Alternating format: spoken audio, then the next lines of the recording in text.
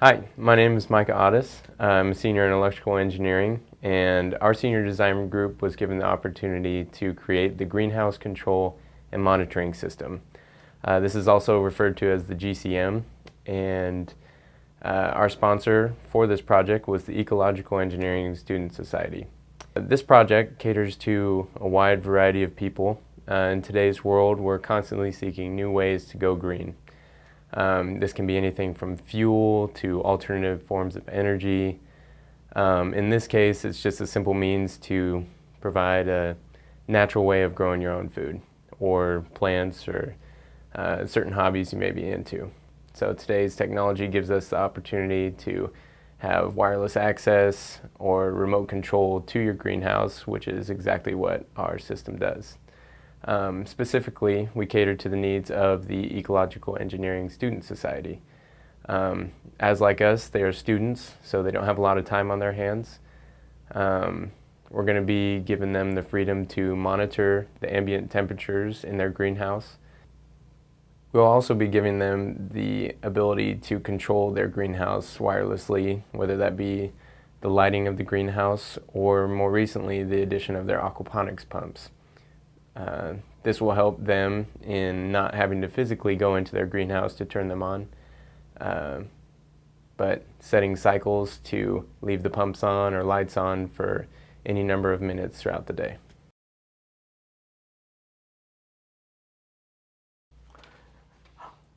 Hi, my name is Rodrigo Nicolas Enriquez. I'm a senior in electrical and computer science engineer.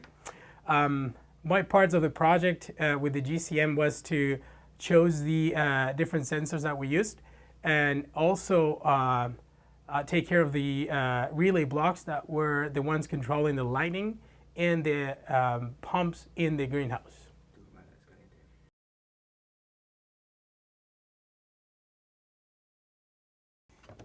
Okay, so for the light and temperature and humidity sensors block, you can see it right here in the GCM and the relays block.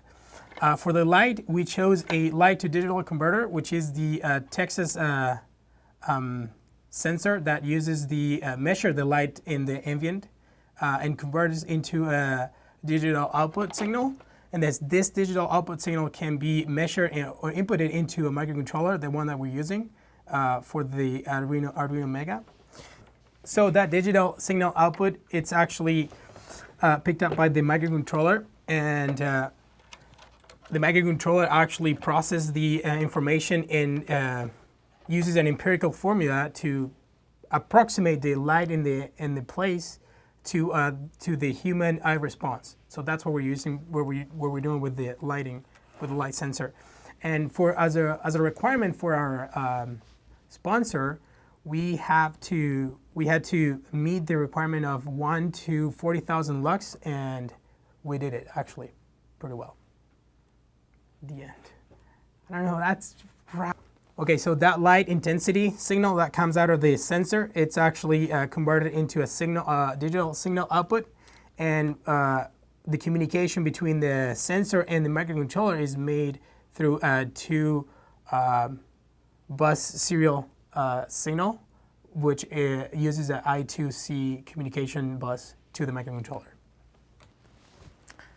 And for the humidity and temperature sensor, we chose the RHT03, which is one of the most common humidity and temperature sensors out there. It measures the temperature and the relative humidity of a room. We're actually supplying the sensor with a voltage of 5 volts, which is coming from one of the MICUS regulator, part of the PCB design. And we're measuring the temperature from 32 degrees Fahrenheit up to 100 degrees Fahrenheit. And the humidity we're measuring from 5% relative humidity to 99% relative humidity, which actually meets actually the requirements for the engineering requirements in our specifications. The protocol that it uses to communicate with the microcontroller is a one-wire bus serial communication, which is different than the light sensor because the other one uses two-wire bus, I2C. So for the relays, we chose two solid-state relays that can control 110 volts AC by an input power of 1.6 to 3 volt, 1.6 to 5 volts coming from the microcontroller. So my portions of the project included the power supply block, the enclosure block, and partial design of the printed circuit board.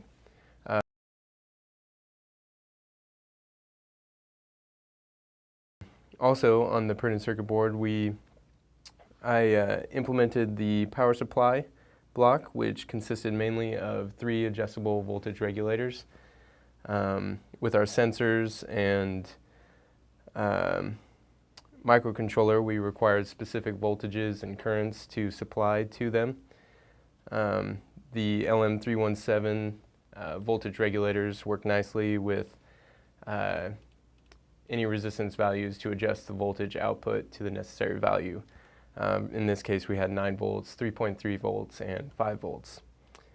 And then moving on to the enclosure, as you can see, we used a very typical, not very complicated design. These are actually Tamac single gang electrical covers that we custom fitted to support our microcontroller, PCB, and CC3000 shield stack, as you can see here. And then we also fitted some external connections to run to the sensors, which are located over here in the smaller enclosures, which were made through another easy-to-use 3D printing software. It was 123D designed by Autodesk. We printed these through the Oregon State 3D printer, and as you can see, the ventilation ports allow for sufficient readings throughout the greenhouse and provide a tamper-resistant enclosure. My name is Nathan Ahrens. I'm a senior in electrical engineering, minor in computer science. My responsibilities for our project for the GCM was mostly developing the microcontroller code and also the website, developing that whole system that stores the information that our client can view.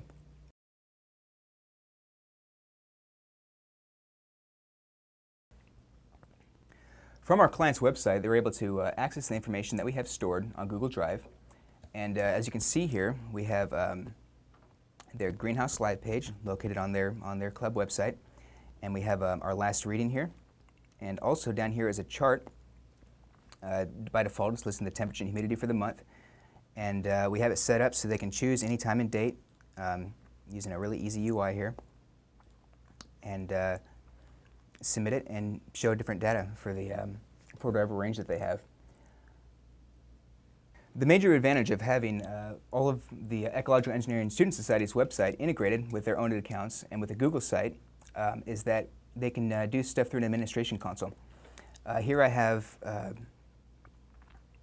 the interface they can use to set timers for the pumps and the lights, and additionally they can set emergency notification thresholds. Currently we have it set up for temperature and humidity. So if the temperature goes above or below a certain point, and same thing for the humidity, which they can define, they can choose to send themselves an emergency email, which again is all through Google and sends it to live.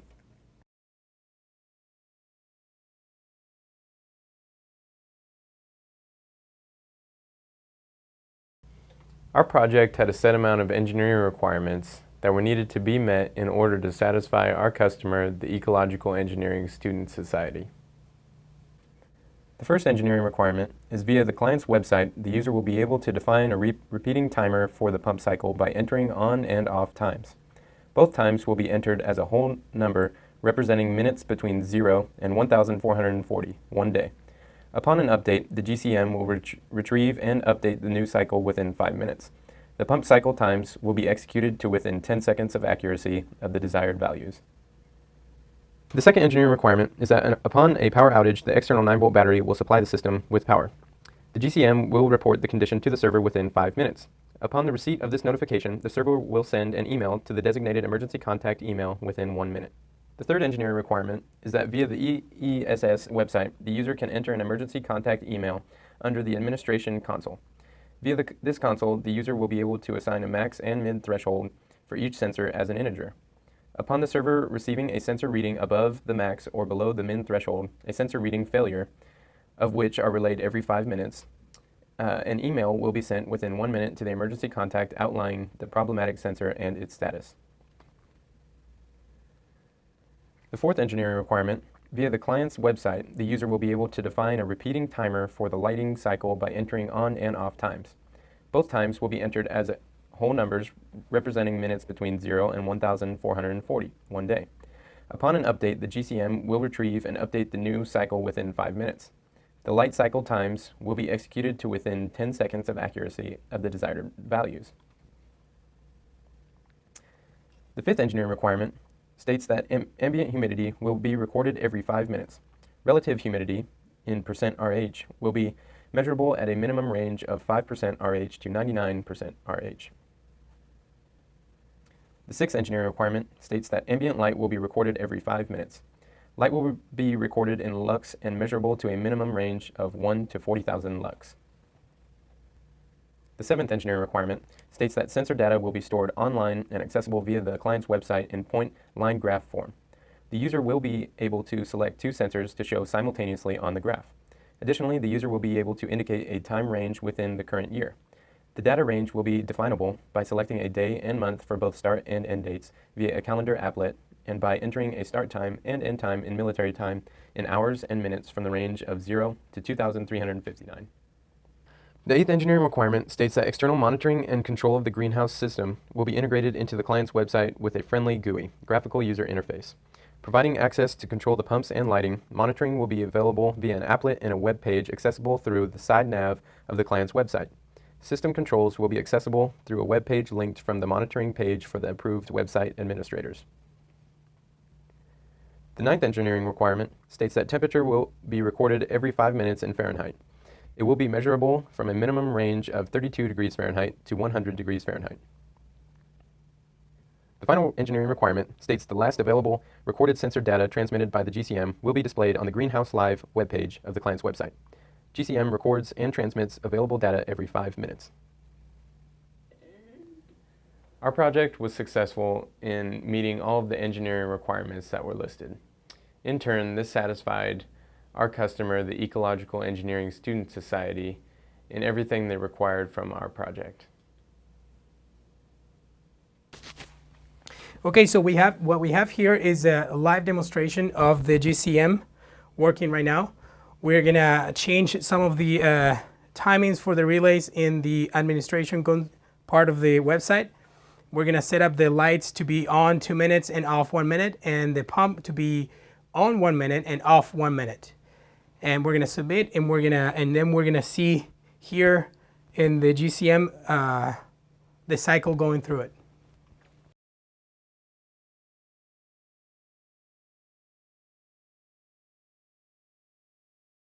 As we can see right now, the temperature in this room is 74 degrees, and the humidity is 42, and the ambient light is 411, and the time of the readings for the sensor is 23:20, which is actually the time we're on right now. And if you can see right here in the GCM Live, we have 2 lights connected to the relays that simulate the pumps and the lights in the greenhouse. And right now they are in the cycle of both of them on, and in a minute it should be one of them turn off and the other one stays on for another minute to complete the cycle that we actually put into the administration part of the website.